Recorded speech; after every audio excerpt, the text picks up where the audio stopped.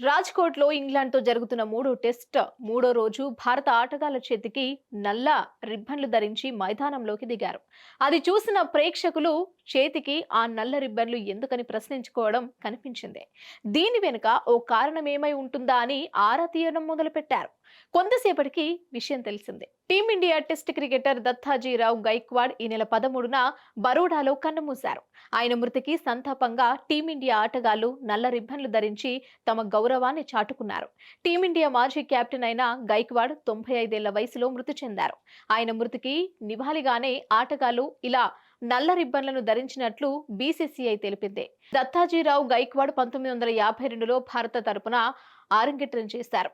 1961 వరకు 11 టెస్టుల్లో భారత్కు ప్రాతినిధ్యం వహించారు.